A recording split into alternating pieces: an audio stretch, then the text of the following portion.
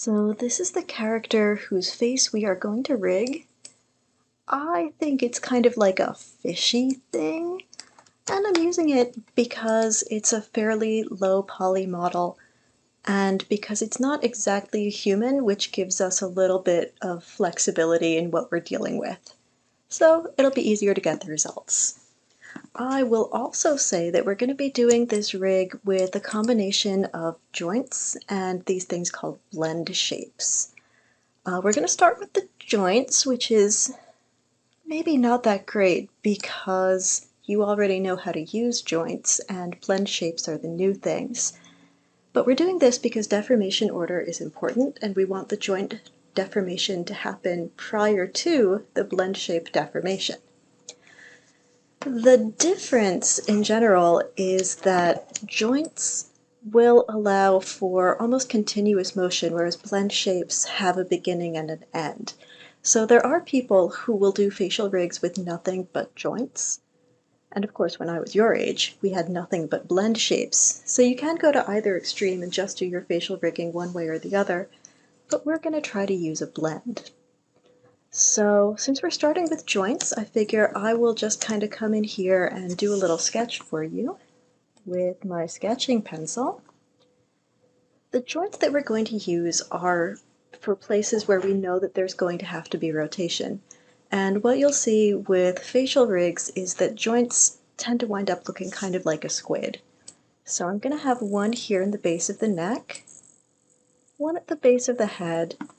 I like to have one kind of in the middle where everything can connect, and then one at the very top, because that top joint is always going to be there to hold bad deformations.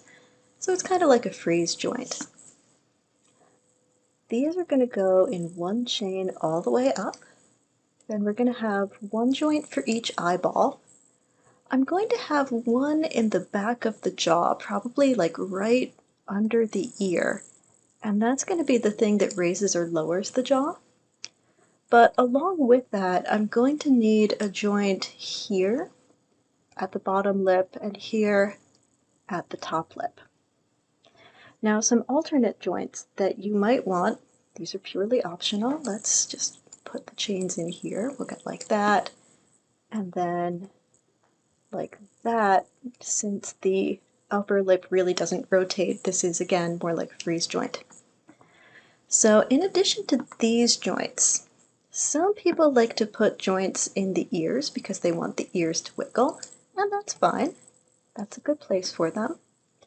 Depending on the model, if this thing had a larger nose, I would probably want some nose joints, and those would also go back in here. So that's going to be like a really basic joint chain for a head. In addition to that, if you were planning on using nothing but joints, you would probably also do a series of joints through the eyebrow. Ooh, that's not a good line. Let's get like that, and you'd have 1, 2, 3, 4. You'd do some for the lid, some for the lower lid, a couple for each nostril, so here and here, and then you'd probably do a few that went around the lip so that you could create mouth expressions. We're going to do all of these things with blend shapes, which I think will be more fun and educational. It's good for you to know what a blend shape is. So we're just going to start with a basic skeleton.